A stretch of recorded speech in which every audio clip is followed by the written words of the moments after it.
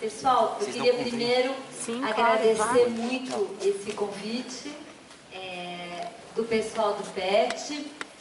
Para mim, hoje é um dia bem emocionante, porque eu fui professora aqui da PUC durante 25 anos. Eu estou vendo aqui colegas queridos que eu estou revendo hoje. E foram 25 anos bem importantes para a minha formação como professora, para a minha formação como urbanista, porque a gente finge que a gente ensina para vocês, mas a gente mais aprende, né, na relação com vocês e com as questões que vocês colocam para a gente, os desafios que vocês colocam para a gente.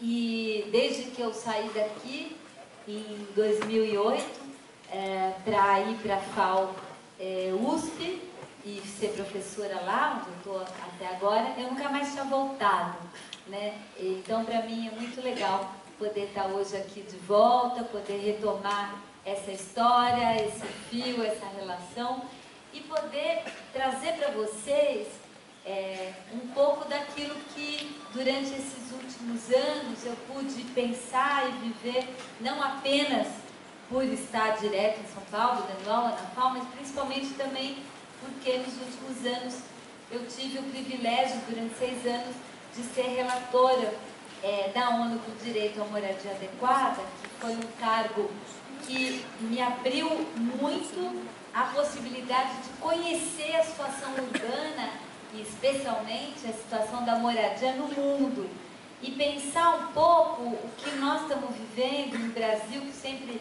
foi uma questão muito cara para mim, de muito trabalho, de pesquisa e tudo, também pensando numa relação mais internacional, num contexto mais internacional que nós estamos vivendo. Então eu vou trazer para vocês hoje, vou tentar discutir um pouco a questão, a pergunta que não quer calar, né? Que e foi isso que foi minha proposta de vir discutir aqui com vocês, por que, apesar, inclusive, de que nós vivemos nos últimos anos, né, pelo menos aí nos últimos 10 anos, um período de crescimento econômico, um período de aumento de dinâmica econômica, um período de aumento de emprego, um período, inclusive, de diminuição da pobreza absoluta, de aumento do poder de compra das pessoas e, portanto, de mais possibilidades de crescimento e desenvolvimento, porque, apesar disso, né, nossas cidades continuam cada vez mais precárias. Cada vez mais precárias do ponto de vista urbanístico, pensando em condições de moradia, como é que são as condições de moradia, entendendo moradia, isso acho que é bem importante a gente colocar aqui, eu aprendi bastante isso na relatoria da ONU, a definição de moradia adequada. Moradia não é 4 paredes e um teto em cima da cabeça. O conceito de moradia, do ponto de vista da moradia como um direito, é muito mais que isso. A moradia é uma espécie de portal, de porta de entrada para poder ter acesso aos outros direitos humanos. Então, a educação, a saúde, ao lazer, a livre expressão cultural, né? A inserção, ao acesso aos equipamentos públicos. Então, a gente poderia dizer, aí os direitos humanos não vão até tão longe como eu diria agora, mas a gente pode dizer que pensar em respeitar o direito à moradia na verdade, pensar em respeitar o direito à cidade. O direito à cidade entendendo a dimensão pública da cidade. Então, por que nossa condição de moradia ainda é uma condição tão precária, né? Porque quando se produz moradia, se produz um carimbinho no quinto dos infernos, onde não tem cidade, onde a pessoa não tem acesso a equipamentos, a serviços, a empregos, aonde exatamente numa faculdade de arquitetura, né? Porque o que se produz de moradia não é objeto de um projeto de arquitetura, né? Mas de um cálculo econômico da rentabilidade dentro das condições do financiamento. Então, por que essa condição continua sendo assim? Por que a condição de circulação é tão precária? Por que a gente fica preso no congestionamento, seja dentro de um ônibus, que nem sardinha em lata, seja dentro de um carro com ar-condicionado, todo mundo paradão ali na Dom Pedro, todo dia, no anel viário, todo dia, né? Perdendo horas preciosas do dia numa coisa que parece assim tão óbvio, né? O direito de circular, o direito de ir e vir. Por que as nossas cidades, e a gente que conhece Campinas há tantos anos, né? Há décadas, como a gente foi vendo as nossas cidades, e uma cidade como Campinas, que tinha uma altíssima qualidade de espaço público, nas praças e parques e ruas do centro histórico da cidade, naquilo que sobrou de urbanismo do século XIX, aonde a praça era o princípio, aonde a calçada é um elemento estruturador, para a gente ir construindo o que é o modelo de ocupação de Campinas hoje, e aí eu estou falando já da região metropolitana, que é cidade de beira de estrada, aonde tudo é absolutamente fragmentado, fechado, condomínios, shoppings, condomínios de casas, condomínios de comércio, condomínios de indústrias,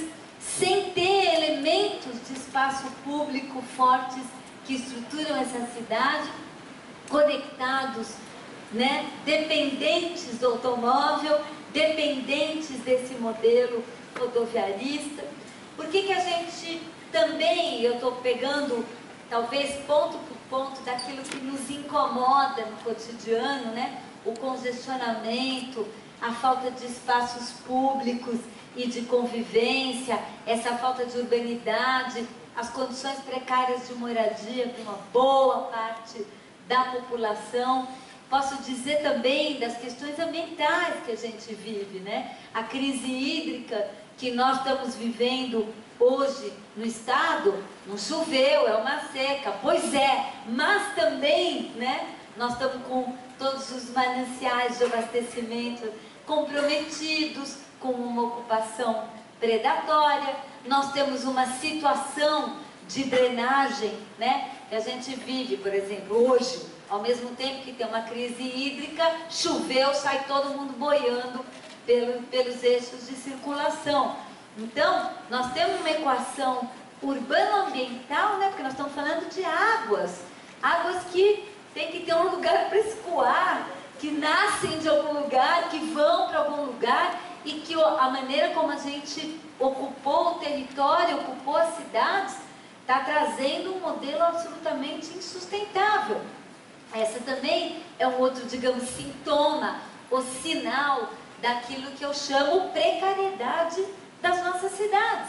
E nós estamos aqui no polo econômico do país, aquele mais dinâmico, onde tem mais grana, onde tem mais conexão internacional e onde tem mais ciência, universidades, produção científica, inovação, dentro de um território totalmente precário, que não consegue superar esse nível de precariedade e que nos últimos anos o aumento da riqueza em geral circulando no nosso país, que aconteceu um aumento de riqueza muito importante no nosso país, e um aumento de riqueza mais importante ainda no bolso de algumas pessoas desse país.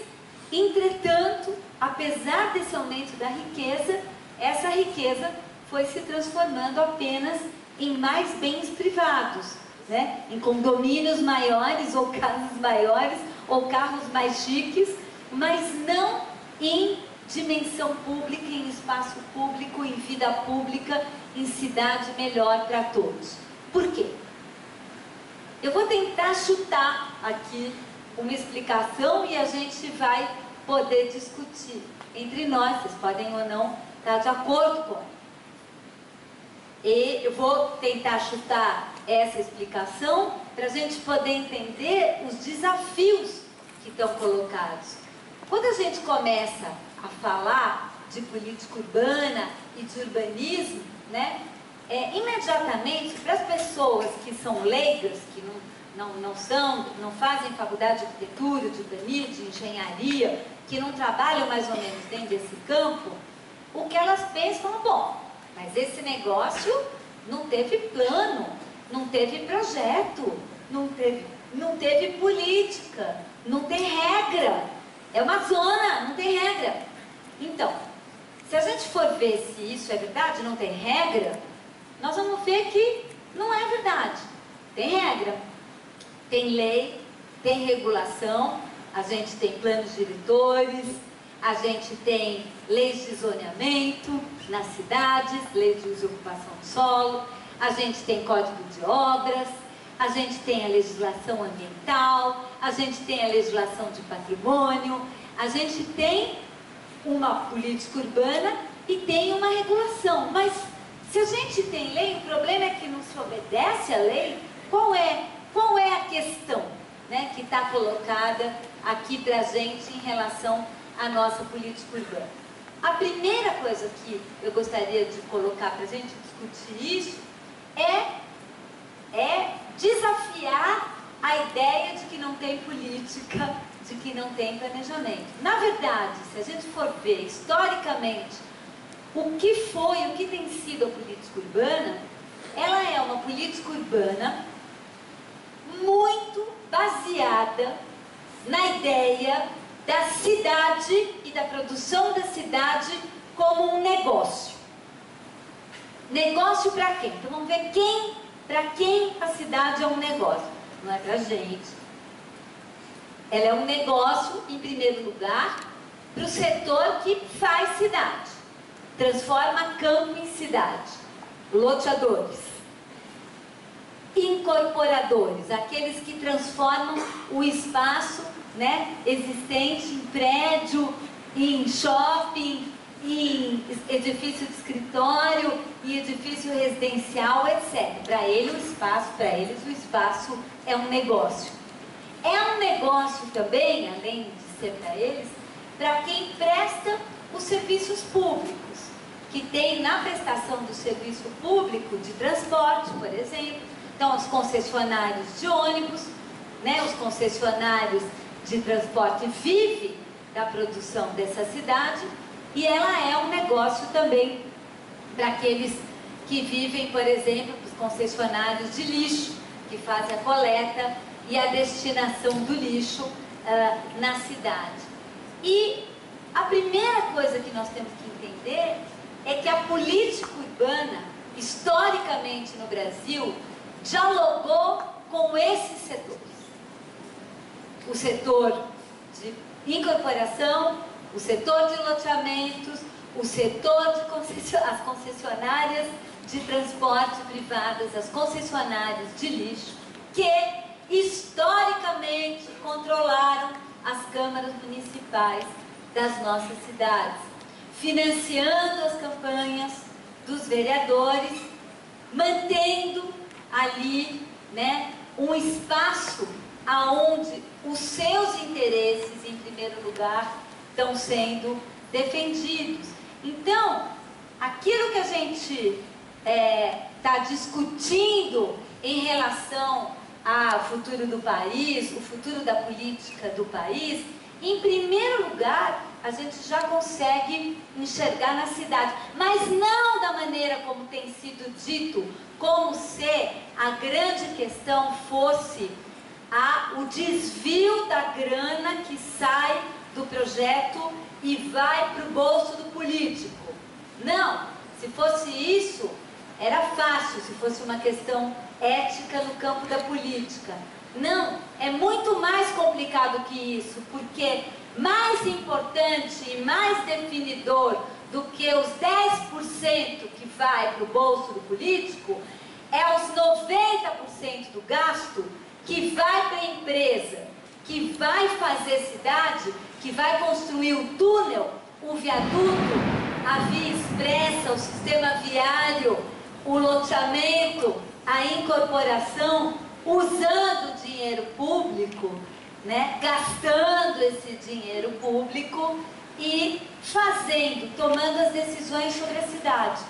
Por quê? Quando eu disse para vocês que a política urbana é muito influenciada pelos negócios, na prática quer dizer o seguinte: a pergunta fundamental que o prefeito vai fazer depois de ganhar a eleição vai ser: aonde vai ser o viaduto? Ou aonde vai ser o túnel? Não é o que nós precisamos, o que é mais importante para fazer. Ele está extremamente influenciado pelo tipo de negócio que ele vai atender. E é aí a grande questão. Do ponto de vista da política urbana, a decisão sobre o que fazer, como fazer e onde fazer está muito capturada através da relação com os interesses econômicos, que tem ligação direta, conversa direta no processo decisório esse que a maior parte da população não participa.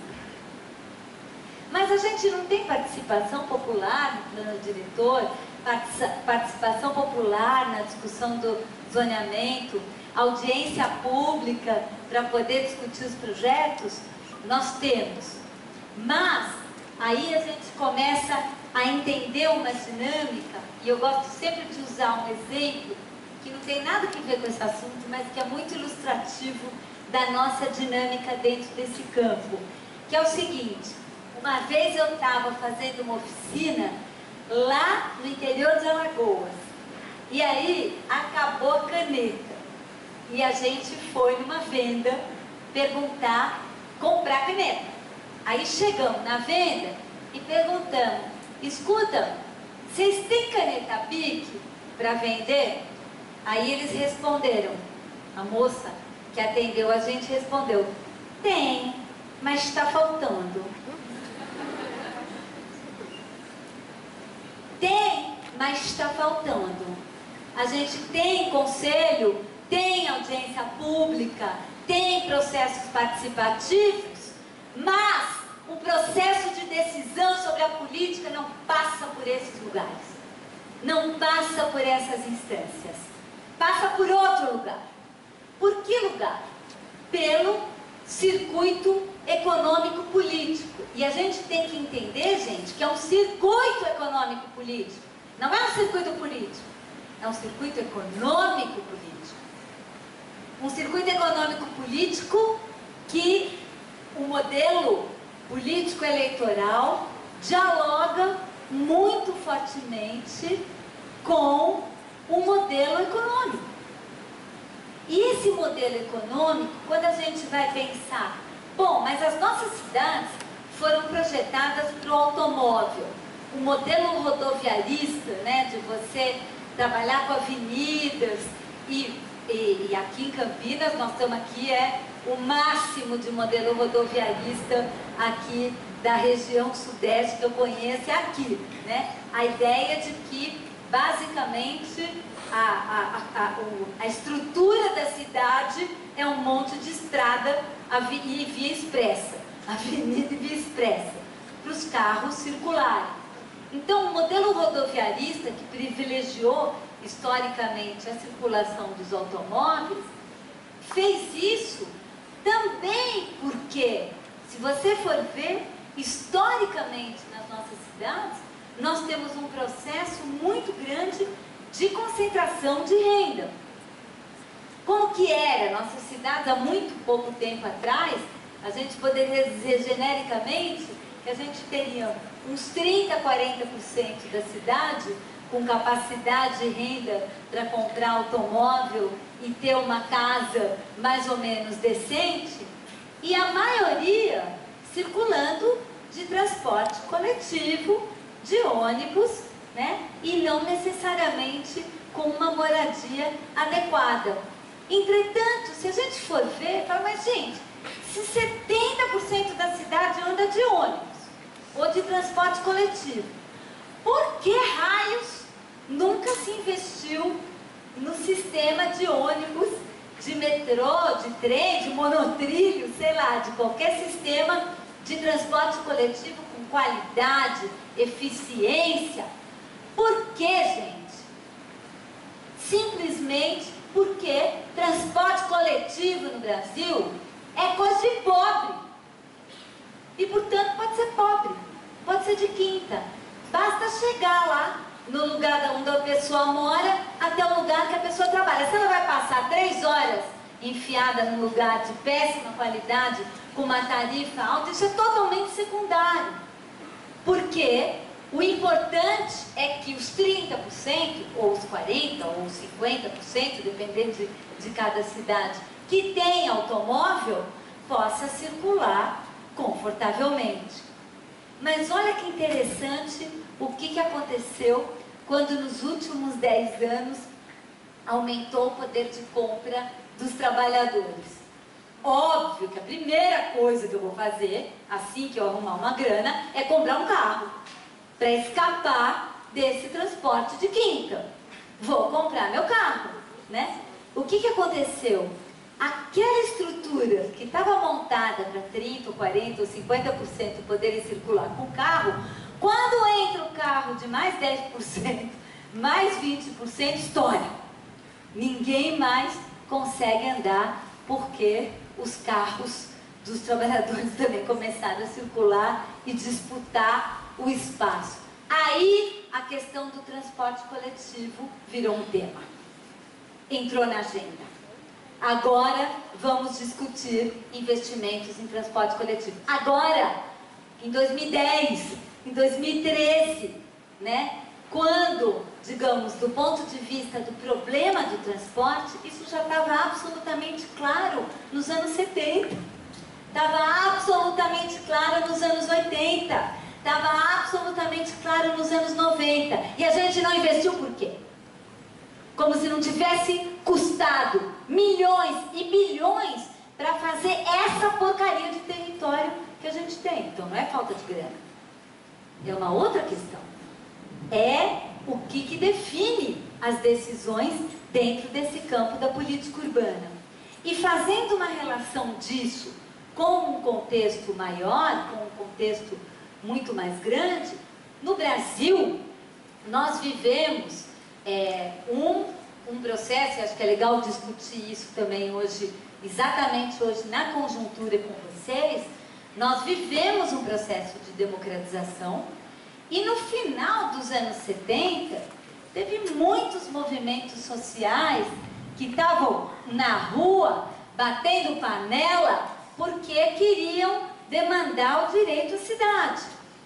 E estavam demandando o direito à cidade as milhões de pessoas morando em favela, loteamento irregular, loteamento clandestino, que não tinha água, que não tinha luz, que não tinha pavimentação, que não tinha escola, que não tinha biblioteca, que não tinha... Então, e que, exatamente por ser considerado irregular ou ilegal, de acordo com a legislação, não era sequer visto.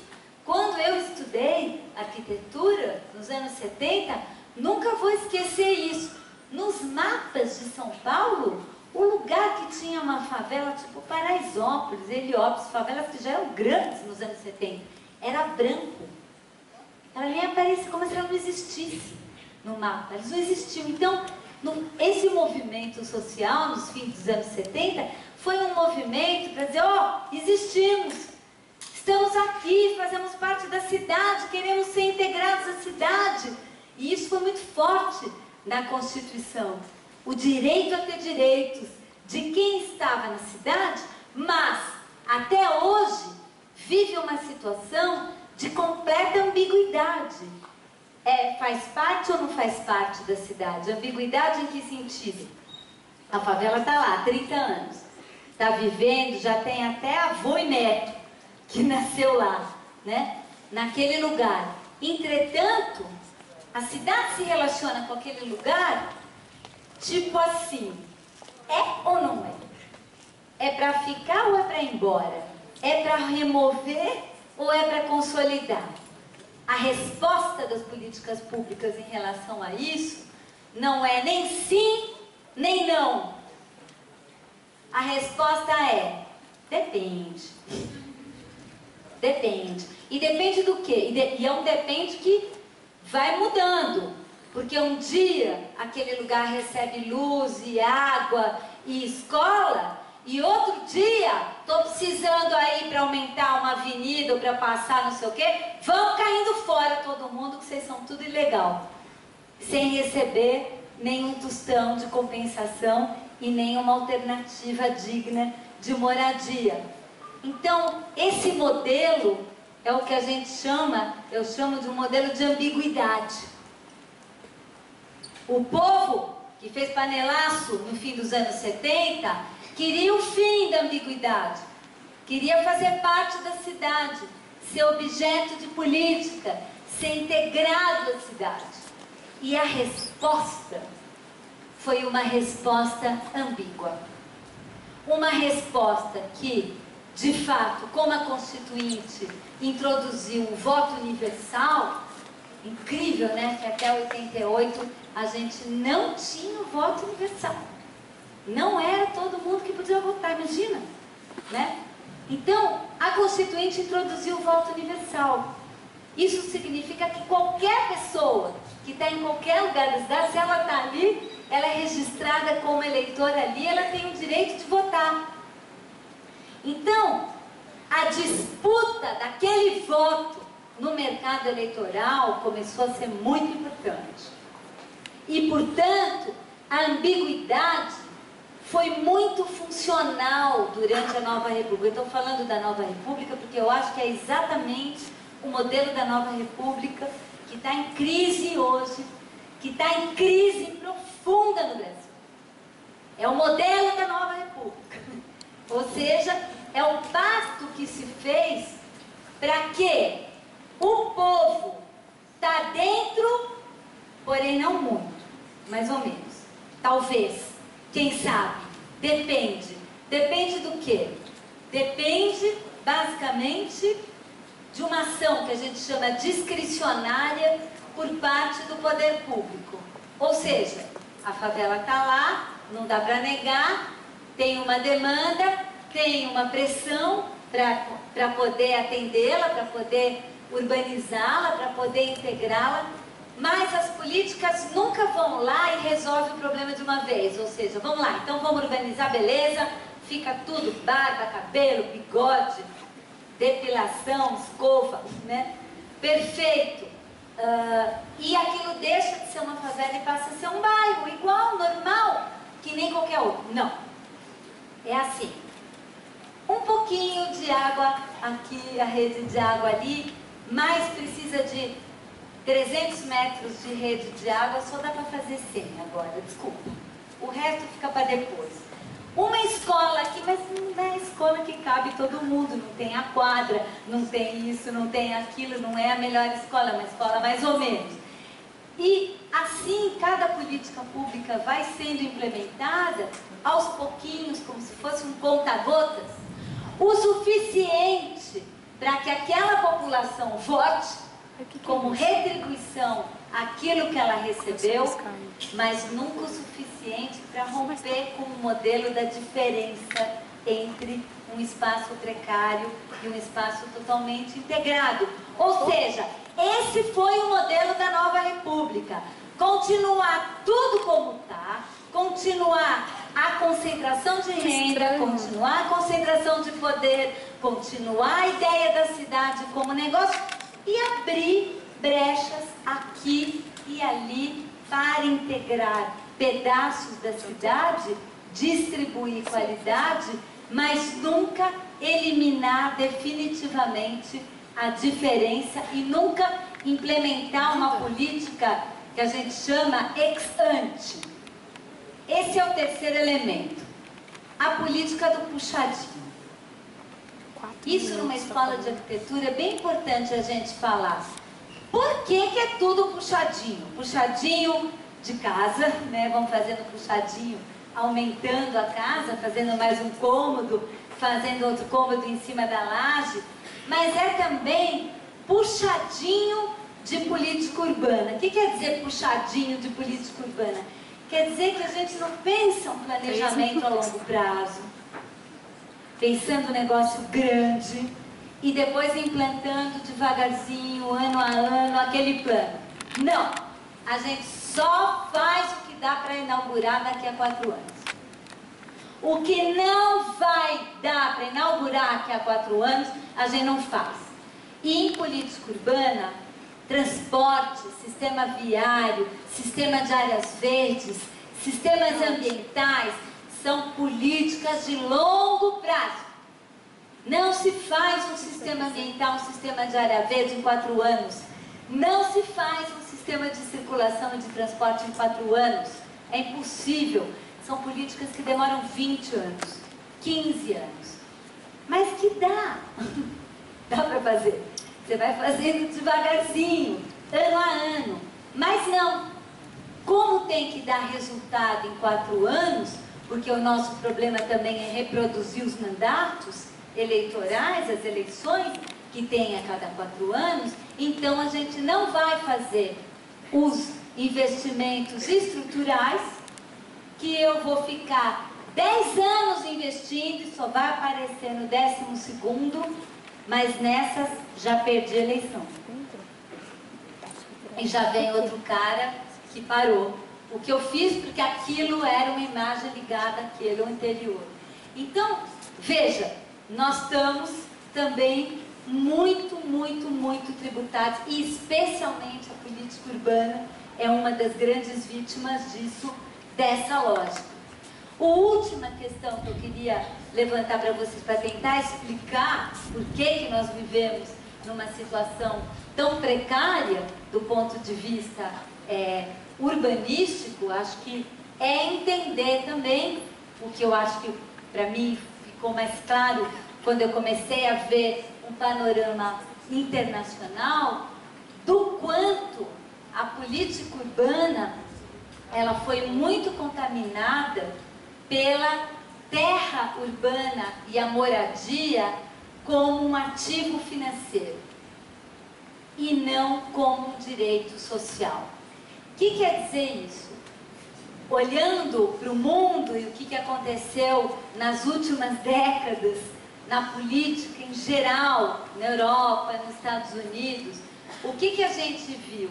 A gente viu que com a ascensão do neoliberalismo, final dos anos 70, a partir de 80, a gente começa a ter uma mudança muito importante em países que tinham com algum estado de bem-estar social, em que tinham praticamente universalizado o direito à água, o direito à moradia, o direito à educação. Estou falando de alguns países europeus, estou falando de alguns países norte-americanos, onde a demanda ainda não atendida era tipo 5%, 10%, e que tinha, durante anos, tinha construído uma política de bem-estar social e bem-estar urbano quase universal. O que aconteceu? A gente teve um processo de desmonte dessas políticas sociais. Então, a educação pública gratuita, deixando de ser educação pública gratuita para ser paga, para ser mercantilizada. Olhos vazios, né? E um monte de gente que precisa morar não consegue ter acesso a essas casas, esses apartamentos e esses escritórios. Porque essas casas, esses apartamentos, a função deles hoje é basicamente estar como ativo registrado financeiro de quem os possui. E não com aquilo que a nossa Constituição anunciou, que era a ideia da função social da cidade e da propriedade. Que cada pedaço da cidade, seja ele público, seja ele privado, ele pode ser privado, mas ele tem que uma função social.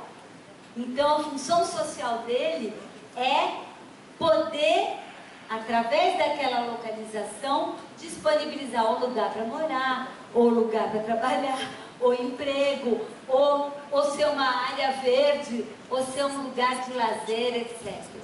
Mas, apesar de que está escrito na Constituição que a cidade e a propriedade tem que cumprir a sua função social, Não é essa a função social que tem prevalecido nas nossas cidades. O que tem prevalecido é justamente a função econômica do espaço. É a ideia de que aquele lugar rende uma renda, né? Uma renda de aluguel, uma renda de venda e num mercado cada vez mais globalizado. Então, o que acontece quando o mercado está super globalizado?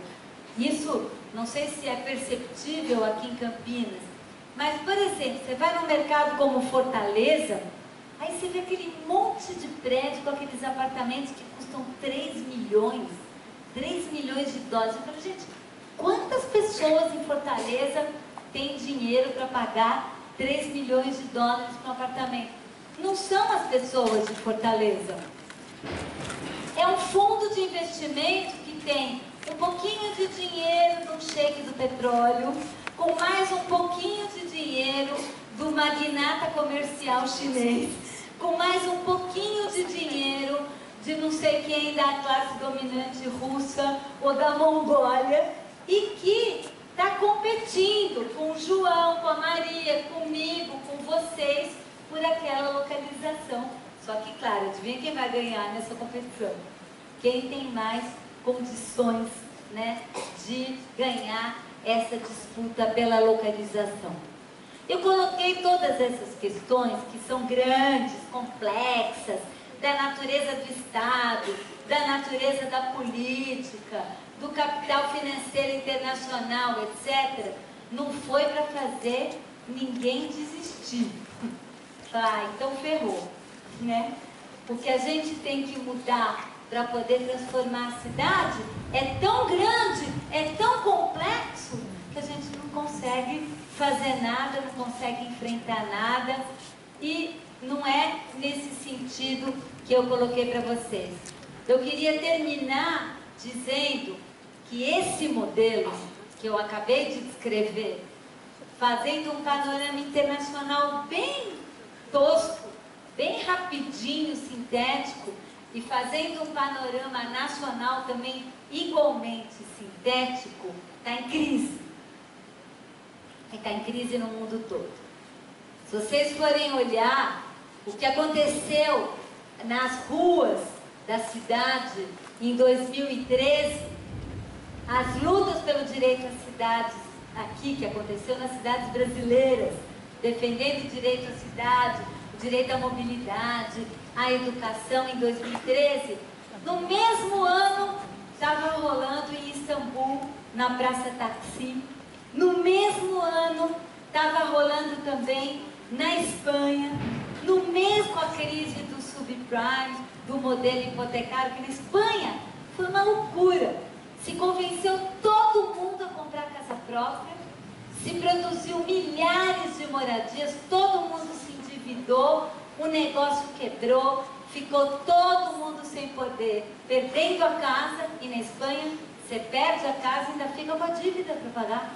Porque você entrega a casa para o banco e ela não vale o valor do empréstimo que você pegou, porque a casa valia mais.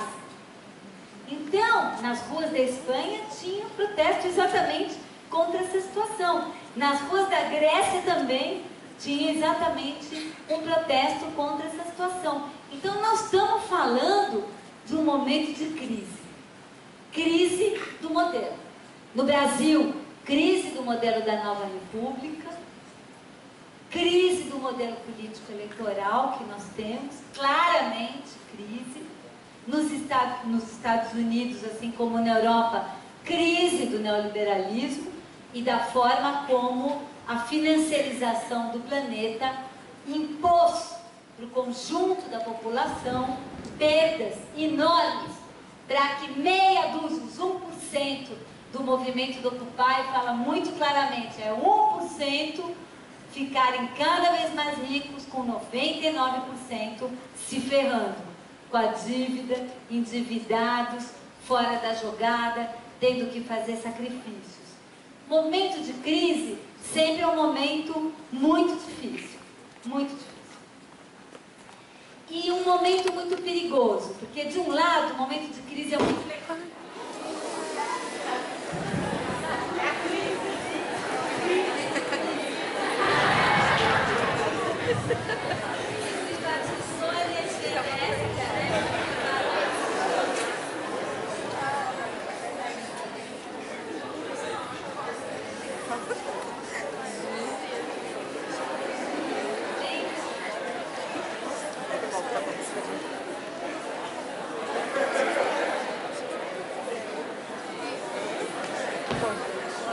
Oi? Lembra? Vocês não lembram, vocês não tinham nem nascido, mas para os mais velhos presentes, contaram pra gente assim, olha, o setor público não funciona, vamos privatizar energia elétrica. Quantas vezes vocês ficaram sem luz nos últimos tempos? Né? Isso é porque o privado aqui é eficiente, legal e tal, pagando uma continha bem baixinha, né, de energia elétrica, bem baixinha mesmo, e tendo um serviço de energia elétrica em pane, né, permanente. Então, eu estava falando da crise, essa. Acabar a água, acabar a luz, né? Crise do modelo. Momento de crise é um momento, de um lado, muito interessante, porque eu acho que estão surgindo aqui no Brasil movimentos novos, espaços novos de resistência, de formulação de alternativa, especialmente no âmbito da juventude, dessa geração de vocês, que está repensando, questionando, não quer a mesma coisa, mas evidentemente isso tudo ainda é muito novo, está começando agora, e esses movimentos, eu estou me referindo ao movimento Passe Livre, à resistência urbana, ao levante popular da juventude, enfim, a todos os movimentos pelo espaço público, as ocupações, e se a gente for olhar, estão milhares de iniciativas no campo da cultura, da arte, da política e até da organização da vida social que estão surgindo em várias cidades do país, espero que estejam surgindo aqui em Campinas também. Isso está presente, é legal e é interessante, está crescendo, etc. Mas isso também não tem ainda, nós não temos ainda no Brasil, nesse momento hoje, uma nova liderança e uma nova agenda e uma nova possibilidade de organização capaz de liderar e propor uma alternativa totalmente nova, que junte todos esses movimentos, esses questionamentos que nós estamos vivendo e consiga formular claramente uma outra proposta, porque o que está em crise é muito profundo, é troncudo, tem a ver com a mentalidade colonial, escravocrata, patrimonialista, racista, sexista que a gente tem no Brasil, com a prática da violência em vez da prática da negociação. Enfim, tem coisas muito, muito, muito profundas que a gente precisa reverter e a gente não consegue fazer isso assim, com a varinha de condão. E por isso, isso vai ser um processo que eu acredito que durante os próximos anos vai ganhar cada vez mais força e vai construir alternativa. Enquanto isso, e vocês veem, na Espanha, o Podemos é uma força política nova que nasceu dessas manifestações e desses movimentos e já está ganhando força política, ganhando eleições nas prefeituras, crescendo, renovando o mundo político. Na Grécia também acabou exatamente o Syriza, é o mesmo processo que saiu das ruas para formular uma alternativa nova, rompendo com como aquilo estava sendo feito até agora. Então isso significa que isso é totalmente possível. Mas a crise também, ela é um momento bastante perigoso. Em momentos de crise assim, apelos fascistas são muito, muito, muito fáceis. Quando a gente está vivendo um negócio muito complexo, para o qual a gente não tem uma resposta e não consegue colocar claramente qual é a alternativa, a coisa mais fácil é arrumar uma geninha. A culpa é dele, é uma coisa que está fora da gente, não sou eu, é o outro, e aquele outro, porrada nele. Como se o conjunto de questões que a gente tivesse que enfrentar se resumissem a uma questão, uma pessoa, um partido, uma conjuntura. Na verdade, são coisas muito mais amplas, muito mais profundas, que nós vamos ter que enfrentar mesmo. É uma tarefa enorme. Vocês têm a enorme vantagem e o enorme privilégio de ser a geração que vai enfrentar isso e vai apresentar uma alternativa e vai transformar o país e, evidentemente, vai transformar as cidades para que elas sejam muito mais includentes, mais justas, sustentáveis e belas. Obrigada.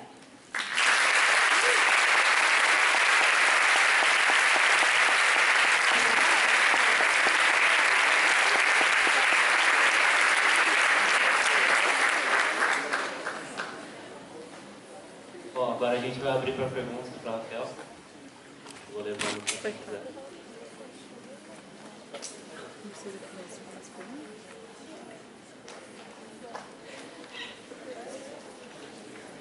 Raquel, numa faculdade de arquitetura e urbanismo, as pessoas estão se capacitando para fazer desenhos urbanos, eventualmente trabalhar com a questão de legislação. E eu acho que é muito abstrato da onde vem o dinheiro que paga as intervenções. Como que se paga isso?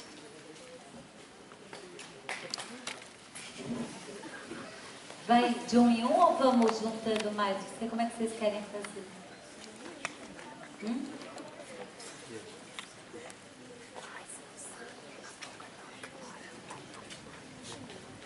Mas gente, vamos juntar.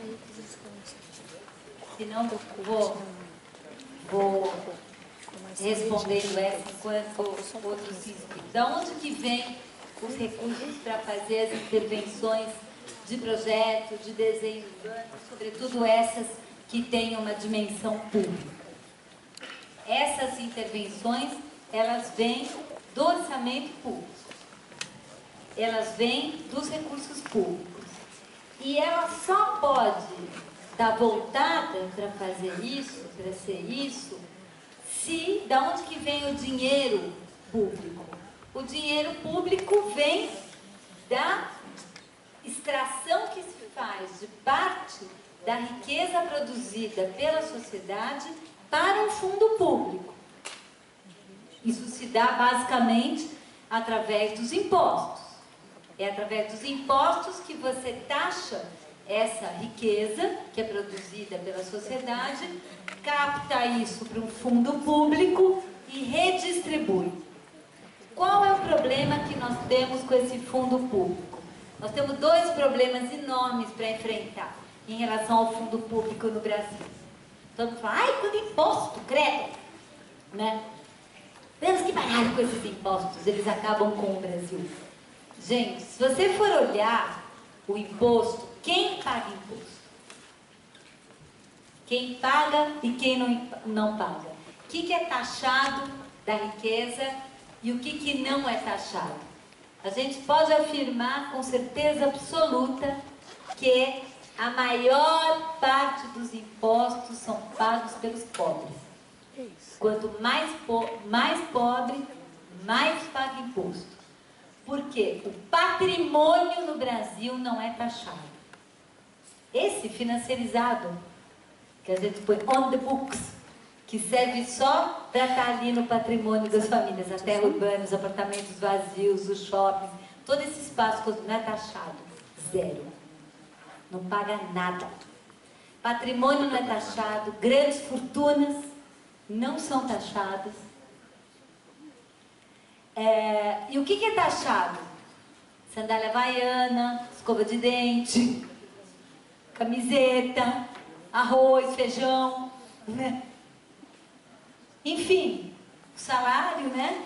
Salário, o percentual de salário de todos os trabalhadores. Então a gente tem um primeiro problema, que o nosso fundo público é só os mais pobres e os trabalhadores que contribuem. Não tem. Essa é a primeira parte. E a segunda parte é como você usa esse fundo público. Esse fundo público, foi o que eu tentei explicar para vocês no começo da minha fala, hoje, ele é muito privatizado. Muito privatizado. E não é, insisto, os 10% que vai para o bolso do político corrupto, é só 10%. A privatização do fundo público, ou seja, a transferência de grana pública para a empresa privada, né, muito além daquilo que custa, isso é uma coisa que esvai o fundo público sem controle social do fundo público. Eu vou dar um exemplo para vocês, só para vocês entenderem do que eu estou falando. Durante um período que eu trabalhei na prefeitura de São Paulo, uma das coisas que eu vi que eu não acreditava era o seguinte: as empresas de lixo, elas ganhavam pelos quilos, toneladas, né, no caso, pelas toneladas de lixo que elas deixavam no aterro. Então, todo dia, o caminhão pegava o lixo de todo mundo, chegava na porta do aterro, tem uma balança, pesava e recebe de acordo com o lixo que ela conseguiu coletar. O que as empresas faziam? Jogava água no lixo antes de pesar. O que faz a água no lixo? Adivinha? Aumenta o peso, né? Pra quê? Pra ganhar peso.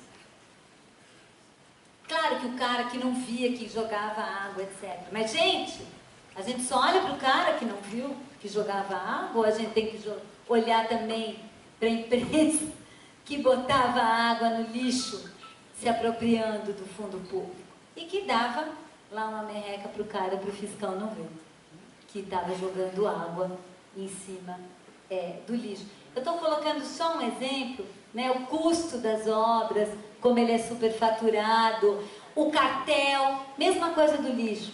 Quando eu estava trabalhando na prefeitura, a gente falou, sempre eram as mesmas empresas, e elas sempre combinadas uma com a outra.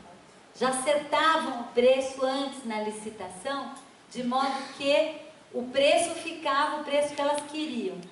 Aí a gente falou, não, vamos quebrar esse cartel. Vamos fazer uma licitação internacional, né? E quebrar o cartel e a combinação de preço para diminuir o preço, né? E conseguir melhorar o serviço. Resultado, a gente fazia licitação, as empresas entravam com recurso, outro recurso, outro recurso, outro recurso, outro recurso no judiciário. E o lixo acumulando na porta da casa das pessoas, até que todos os cidadãos estavam absolutamente, com razão, com raiva da prefeita, e falando, escuta, até que abriu uma licitação e o cartel ganhou para continuar coletando lixo. E o lixo sumiu, e a gente paga bilhões para esse lixo sumir. Então, nós temos um problema grave com o fundo público, com a destinação do fundo público no Brasil, que é a natureza privatista e patrimonialista do nosso Estado. Como é que a gente limpa isso? Como é que a gente retransforma isso para que o fundo público, né, seja realmente capaz de poder investir de uma forma mais redistributiva? Alguém mais tem alguma pergunta?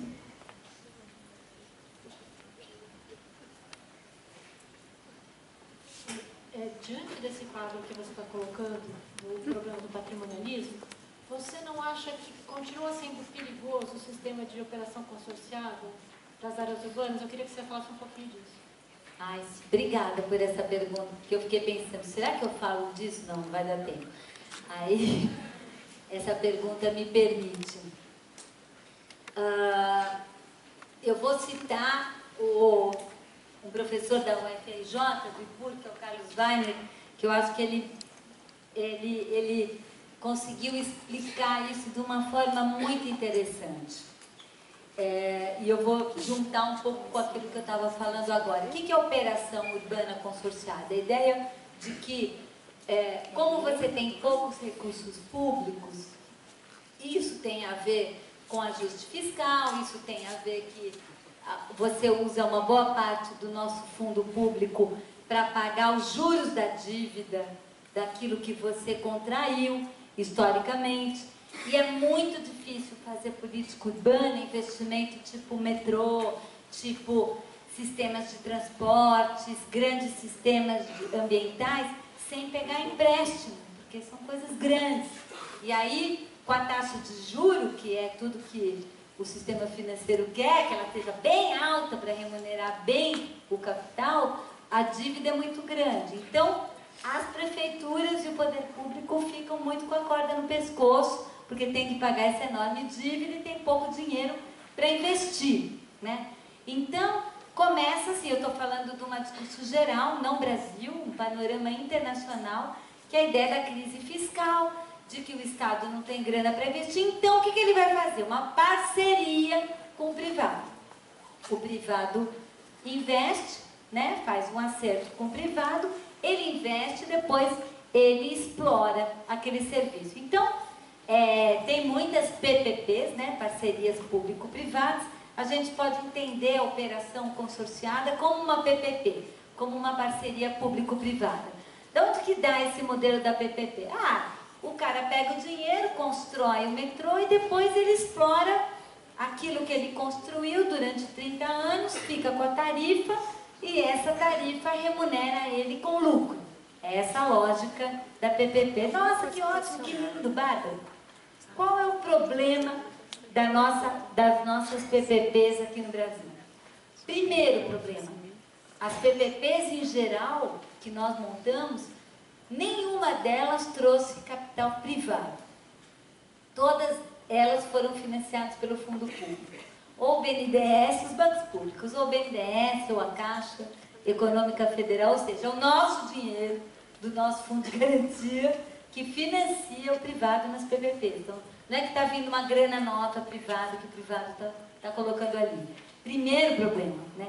Segunda questão, quando você pega uma operação urbana, ou seja, a ideia de que a operação urbana é o seguinte: você pega um pedaço da cidade que está precisando de uma renovação, ou porque era uma antiga área industrial que deixou de funcionar como indústria e pode se transformar em cidade, ou uma área de porto, que o porto já não funciona daquele jeito, ou uma área antigas galpões, armazéns ferroviários, que não tem mais a ferrovia utilizando, e que você pode transformar aquela área da cidade para virar cidade, oferecer moradia, comércio, serviços, etc. Então você pega uma área da cidade, atrai investidores privados para implantar um projeto de renovação daquele lugar e depois aquilo é implantado, as áreas públicas, a cidade ganha áreas públicas, a cidade ganha novas ruas, ganha novas calçadas, eventualmente novos equipamentos,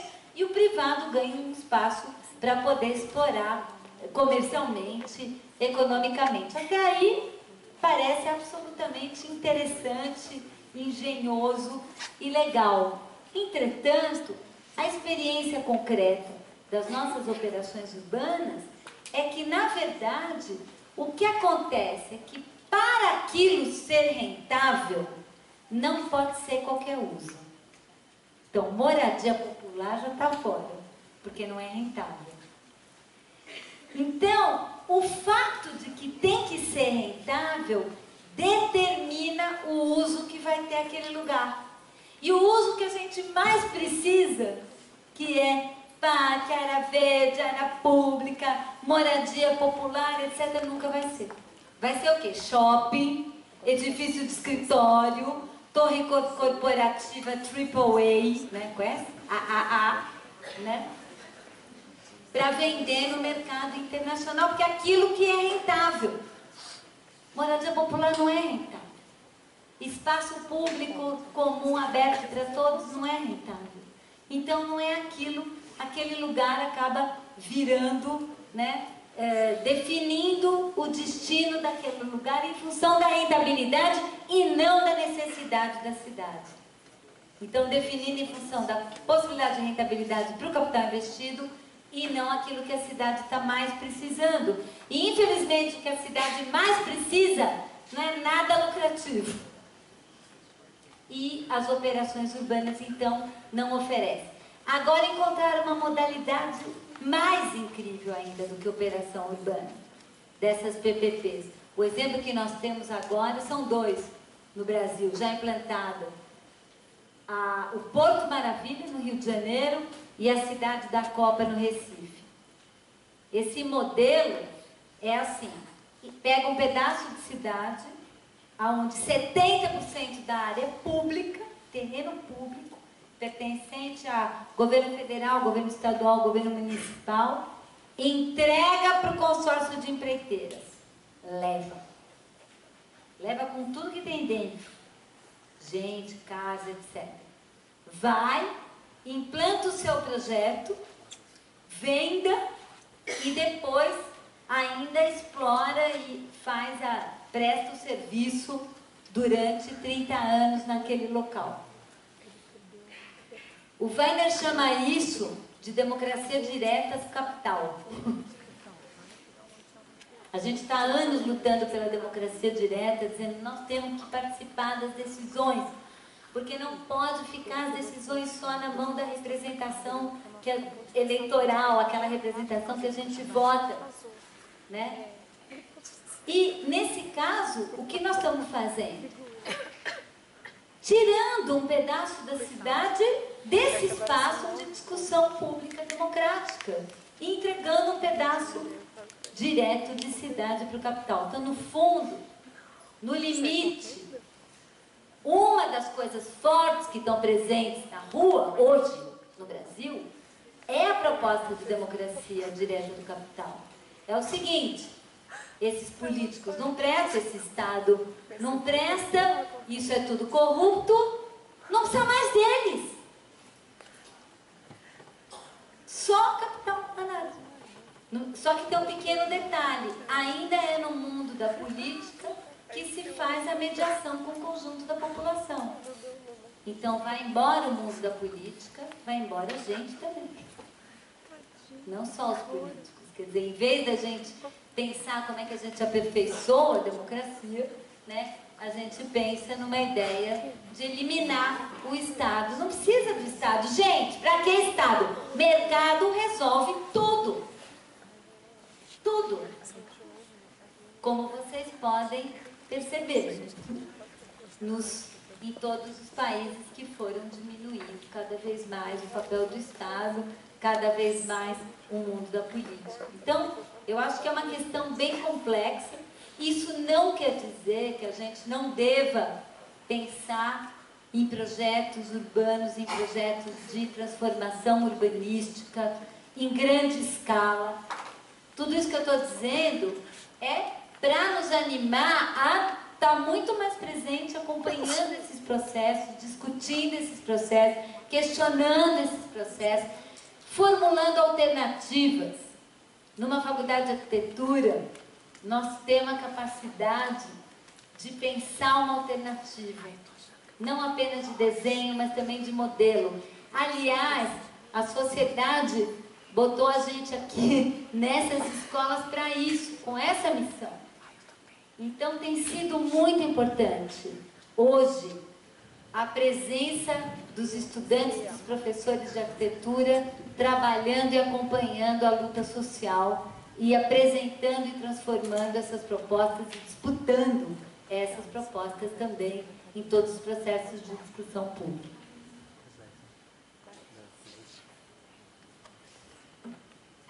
Já respondeu parte da minha pergunta, mas eu queria saber assim, mediante uma coisa tão complexa, tão difícil da gente entender, que a gente está um pouco distante talvez disso, a gente vê que aqui muitos jovens, muitos de nós, a gente está perdendo esperança nas cidades brasileiras e nas políticas. Então a gente até, depois da palestra do João, a gente entrou numa discussão de por que ficar, então muita gente quer ir embora, né? Falar, tá ruim, eu vou para Miami. Então eu acho que é um ambiente... Eu acho que aqui é um ambiente bom para entrar nessa discussão de o que a gente, como estudante de arquitetura e como arquitetos e urbanistas recém-formados daqui a uns anos, o que a gente pode fazer? Porque a gente vê essa questão política assusta um pouco, né? Como a gente pode competir com isso? Então, obrigada por você levantar essa questão. Eu acho que é uma questão super importante. Acho que um dos movimentos muito interessantes que estão acontecendo no âmbito dos novos movimentos, das novas organizações, das novas instituições que estão surgindo, principalmente compostas por jovens estudantes ou recém-formados, são os trabalhos de ação direta? O que são os trabalhos de ação direta? Eu ontem, por acaso, domingão, fui no final do dia fazer um debate com o pessoal do movimento Parque Augusta, num lugar que se chama Casa Amarela, lá na Consolação, em São Paulo, para quem conhece. Fui conhecer lá a Casa Amarela. O que é a Casa Amarela? É uma casa que estava vazia, subutilizada, uma casa pública, pertencia ao INSS. E estava abandonada, uma casa linda, do século XIX, com ladrilho hidráulico de Gênova, com uma escadaria de peroba rosa, maravilhosa, que estava totalmente abandonado, e um grupo de coletivos culturais, de artistas, de gente de teatro, de gente no campo da cultura, entrou, ocupou a casa, limpou, fizeram uma super faxina, apareceram todos os pisos lindos, apareceram os mosaicos, estão usando esse espaço como um espaço de criação, de experimentação, de formulação, e ali dentro também está sendo a sede de discussão do movimento do Parque Augusta, desde que eles foram postos para fora pela polícia, quando a polícia fez a reintegração de posse de um parque público. Reintegração de posse de um parque público. Eles estavam dentro do parque público, usando o parque como parque público, foram postos para fora, porque é um parque público inserido dentro de uma área privada. E o dono, né, pediu a reintegração de posse, apesar dali ser uma mata, apesar dali ser um parque, apesar dali estar definido no plano diretor como zona especial de preservação, apesar de, por lei, aquilo ser definido como um parque. E o que eu contei tudo isso para dizer que foi muito legal a conversa ontem, porque era uma conversa de um coletivo de arquitetos e urbanistas, estudantes e recém-formados, que estavam ali com todas as plantas abertas, com o plano diretor estudando, toda a legislação, trocando informações e formulando alternativas dentro da legalidade, da legislação existente, para transformar aquilo em parque definitivamente. Ou seja, eles estavam praticando arquitetura e urbanismo ali, aqui agora. Ele não estava dizendo, eu quero fazer arquitetura e urbanismo pública. Eles já estavam fazendo arquitetura e urbanismo público ali, e eles se preparando para discutir com o prefeito, para discutir com o dono da construtora, para discutir com o Ministério Público, e dando aula, né? Eu fui lá ajudar para entender o que é transferência de potencial construtivo, como que faz, o que é a legislação da ZEPAM, o que é a zona especial de preservação, trabalhando ali já na hora. Do mesmo jeito que, durante todo o período que eu fui relatora e fui denunciar as remoções que estavam acontecendo por conta da Copa e, no caso do Rio de Janeiro, Copa e Olimpíadas, remoções sem, né, trabalhar sem respeitar o direito à moradia, uma das experiências mais incríveis que eu acompanhei foi a experiência lá da Vila do Autódromo, no Rio de Janeiro, que está ameaçada de remoção, né, e resistindo à remoção, e também estava ali um grupo da UFRJ de estudantes recém-formados, que fizeram um projeto, desenharam um projeto de urbanização do lugar, não é para o lugar ficar do jeito que está, para o lugar melhorar muito, sem ter que remover a maioria das pessoas, para também disputar projeto a projeto. Qual é o projeto da prefeitura? Tem um outro projeto, tecnicamente consistente, super bem feito, que os profissionais da arquitetura, do urbanismo, da drenagem, da engenharia de transporte estavam ali fazendo e formulando. E isso tem sido, o projeto ganhou um prêmio internacional, e por isso tem sido um instrumento muito importante. Então, o que eu estou dizendo para vocês, mãos à obra. Está cheio de coisa para fazer imediatamente, para trabalhar imediatamente. Vocês têm uma função fantástica para exercer na sociedade hoje. Vocês se estudaram para isso. E é muito importante vocês participarem, porque faz toda a diferença. Eu vi o que era a comunidade lá, sozinha, largada, de gente preta e pobre, e o que é a diferença que fez um grupo ali da universidade estar junto, de estudante branco, de classe média, com as meninas loiras, trabalhando ali. Fez uma diferença enorme na maneira como eles foram respeitados, na maneira como eles foram vistos. E eu posso dizer para vocês que todo mundo ali estava aprendendo e crescendo junto.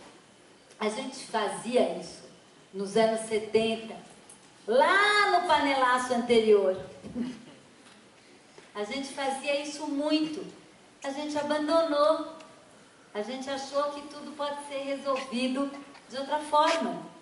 Mas agora a gente tem de novo a fazer.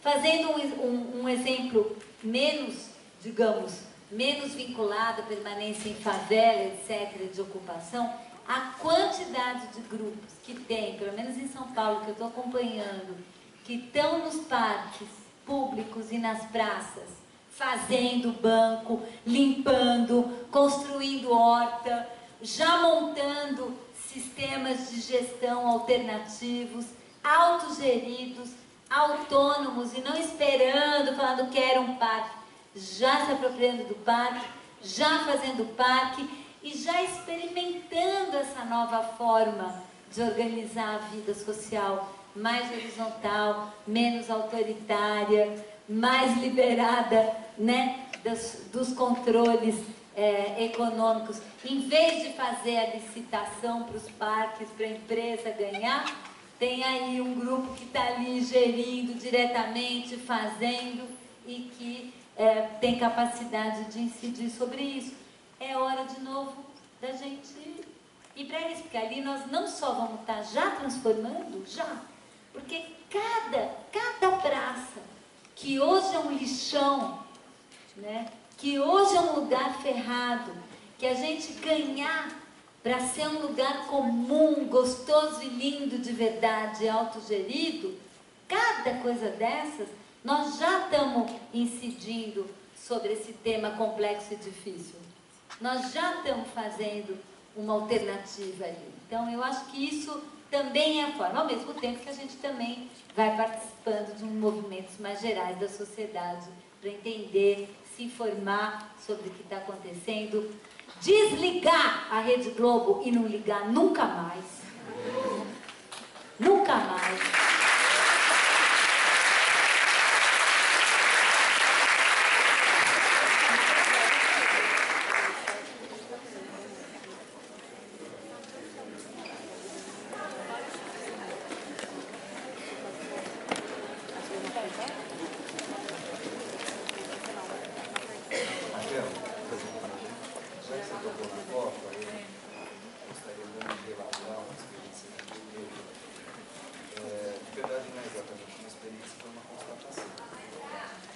Uma constatação. Bom, eu sou estudante, sou arquiteto, professor aqui da instituição. E no nosso escritório, a gente, de uma maneira quase que xotesca, tá?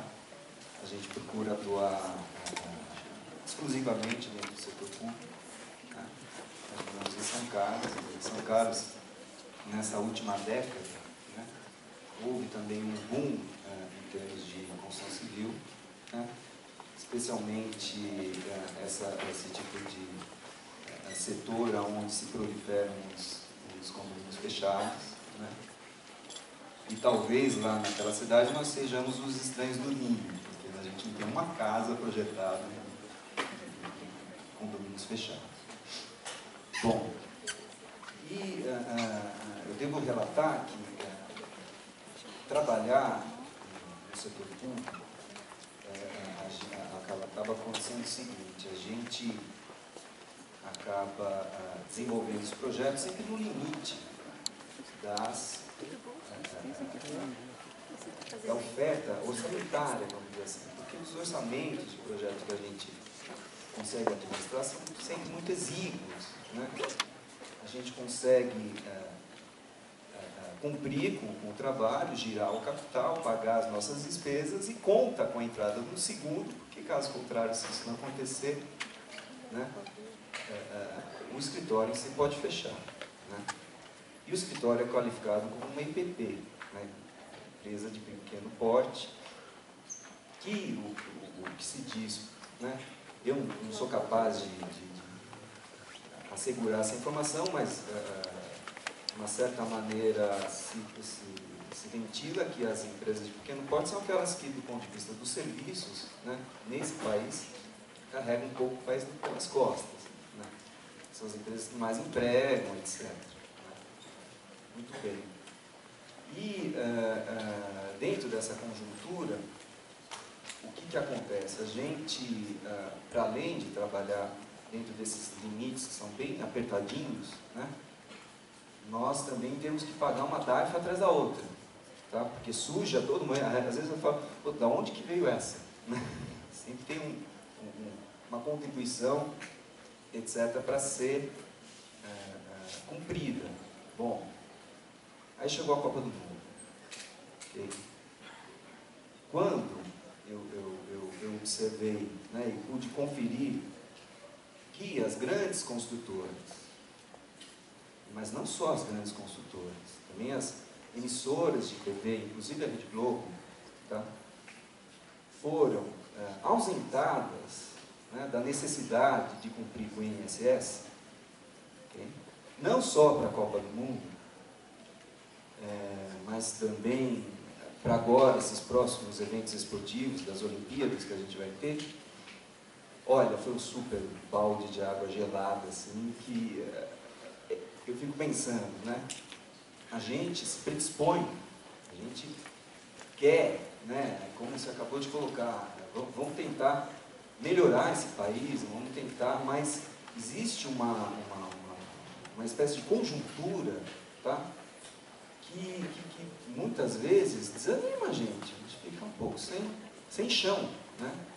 E eu gostaria que, já que você tocou no assunto Copa do Mundo, que você pudesse também comentar um pouco essa situação dos escritórios de arquitetura, que é uma realidade, não só como a gente tem vários amigos que também trabalham exatamente dessas mesmas condições e que passam um bocado de aperto diário, assim, para fazer com que a coisa aconteça. Não, você tem toda a razão. Usando a Copa como pretexto, se constituiu um verdadeiro regime de exceção. Não só sem cumprir a legislação tributária, previdenciária, mas também, por incrível que pareça, as obras relacionadas à Copa não tinham que obedecer a planos diretores, nem a legislação ambiental, nem fazer relatórios de impacto ambiental, nem realmente estado de exceção, realmente, uma espécie de suspensão da ordem democrática, voltada única e exclusivamente para essas obras, que por sua vez foram, na sua totalidade, capturadas pelos grandes agentes.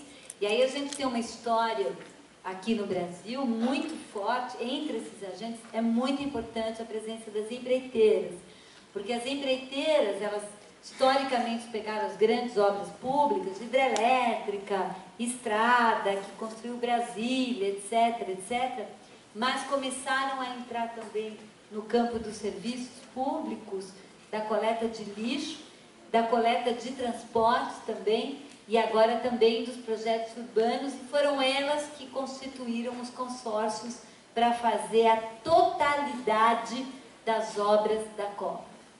A totalidade. Né?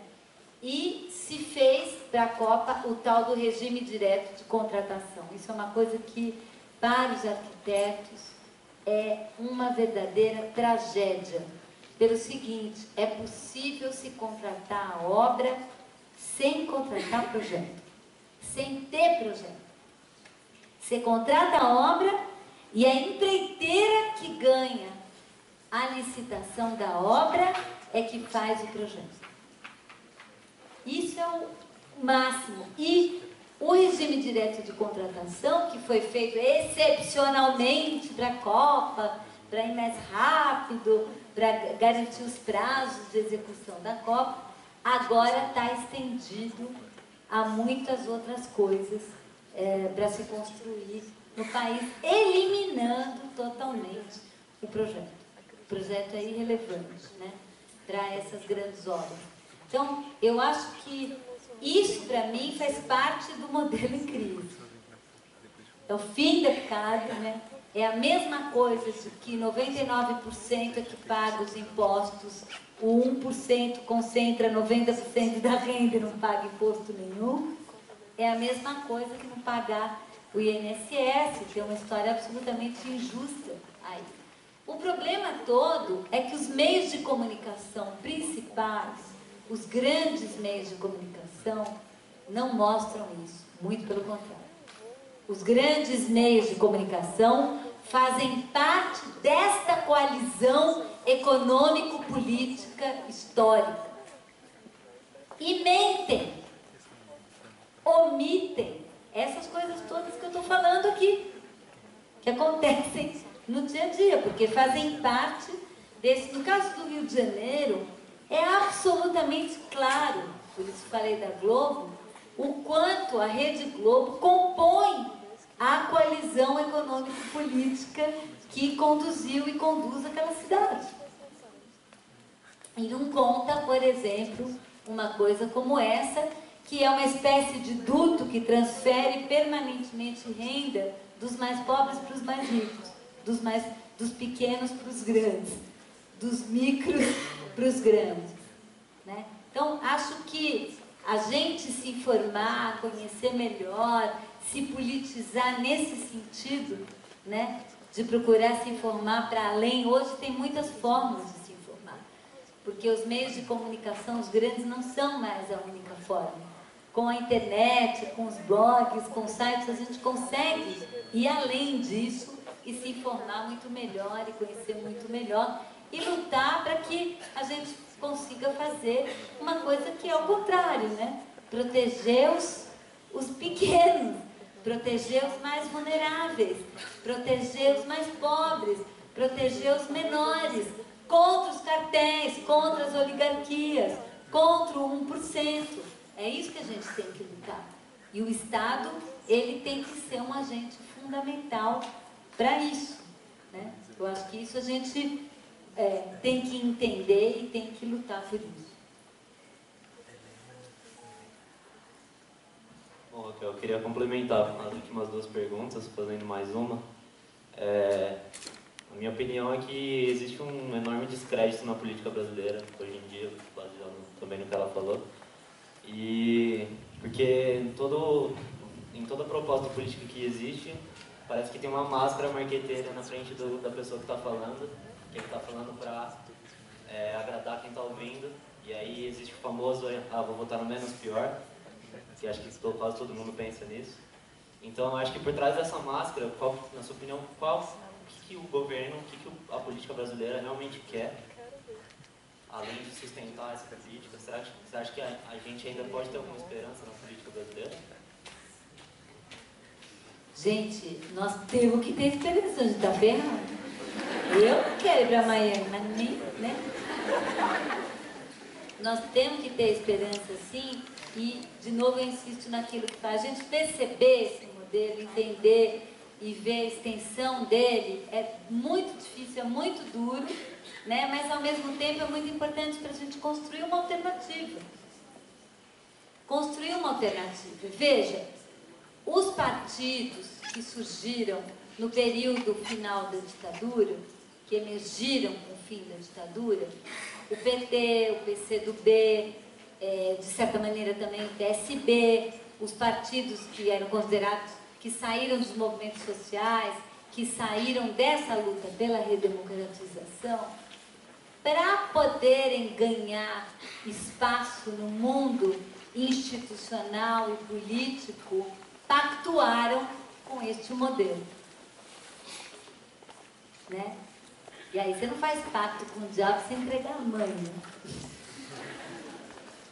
chega para o Javá, tipo. Então,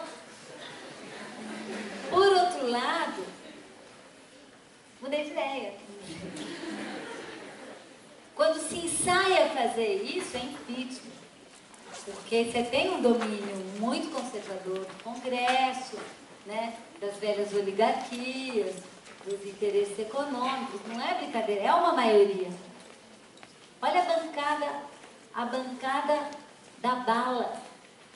Ou seja, para não falar outras bancadas, né, a bancada só dos PMs, ex-comandantes de PM, que tem uma enorme representação no Congresso, por exemplo, né? Então, esses partidos, eles trouxeram uma agenda de inclusão. Eles trouxeram uma agenda de direitos e trouxeram uma agenda de inclusão. E construíram e ganharam a base e cresceram com base nessa agenda. E realizaram, isso a gente não pode negar de forma alguma, pela primeira vez na história desse país, uma distribuição de renda desse tamaninho, mas pela primeira vez. Não é brincadeira para quem não comia começar a comer. Não é brincadeira para quem não tinha possibilidade de estudar e começar a estudar. Essa semana, lá na FAO, que é uma escola hiperelitista, FAO-USP, pela primeira vez, tem 15% dos nossos alunos de primeiro ano cuja renda familiar é menor do que 3 salários mínimos mensais. Eu tenho certeza absoluta que isso é uma conquista. Eu tenho pela primeira vez na minha sala de aula, desde o ano passado, aluno que veio de loteamento irregular, periferia e favela. Isso é uma diferença enorme, enorme. As pessoas ampliarem o seu poder de compra, ampliarem o seu poder de consumo. E o pacto com o diabo foi feito para poder fazer essa redistribuição. Para poder fazer esse modelo de inclusão via consumo, ampliar. Isso não é mentira. Isso não foi uma coisa que inventaram e enganaram. Isso é uma coisa que foi feita. Mas as ruas de 2013, não as de ontem, as ruas de 2013 falaram muito claramente que isso não basta. Que tudo bem. Eu adorei comprar TV, máquina de lavar. Você já foi lavar roupa no tanque? Para ver a diferença entre lavar roupa do tanque e comprar máquina de lavar? Quem mora em república que o diz. Faz diferença sim na qualidade de vida, ter a máquina de lavar, ter computador dentro de casa, poder contratar a internet, faz diferença. Mas o que as ruas de 2013 falaram é que da porta para fora, ou seja, a dimensão pública da vida, a gente não conseguiu avançar. A gente avançou no interno, no privado, no consumo. Comer melhor, ter mais bens, ter uma qualidade de vida melhor, poder viajar, poder ir para a praia, super legal. Super legal. Só que não é tudo. Então, o que nós vamos ter que romper agora é na dimensão pública. É na educação, é na saúde, é na política urbana, é no transporte, é no espaço público. É isso que nós vamos ter que romper. Só que esse pacto não permite. Vai ter que ter outro pacto. E vai depender da força que tiver os movimentos que vão defender um espaço público para todos, uma melhor qualidade para todos. E no mundo da política, né, as lideranças que vêm aí vão ter que responder. Vão ter que responder isso. E eu acredito, porque conheço, porque estou vendo que tem várias lideranças políticas novas emergindo aí e que já estão nascendo a partir desse patamar que a gente está. O que a gente não pode, gente, é ir para trás. E que tem um perigo de ir para trás, tem. Ficar só no reino da mentira, da enganação, de achar que o modelo político eleitoral, a porcaria toda que temos, é igual, chama-se Dilma e PT. E que, portanto, tirando Dilma e o PT da frente, automaticamente, isso tudo vai estar superando. E não é, né? E não é. É bem mais complexo. Então a gente tem que tomar muito cuidado, muita calma nessa hora, né?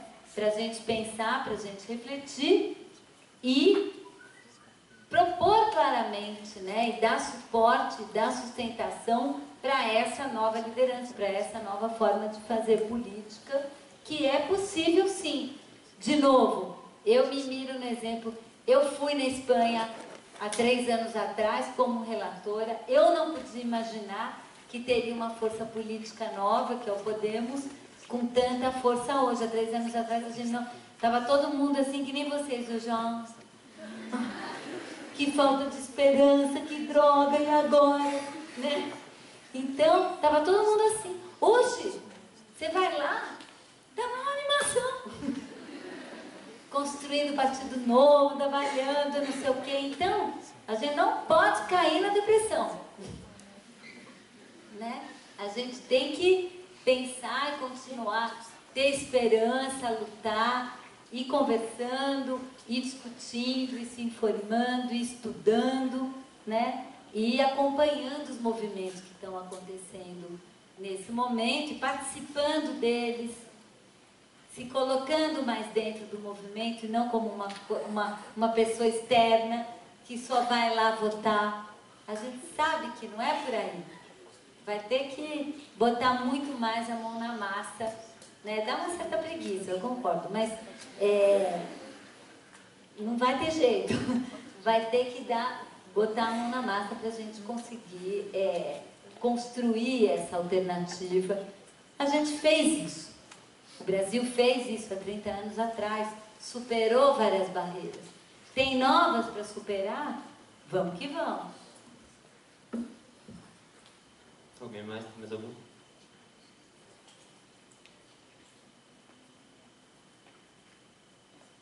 Não. Então, em nome do PET, eu queria agradecer a presença da Raquel Nick aqui, a presença de todos vocês. E vamos continuar discutindo sobre isso dentro da nossa faculdade. Obrigado.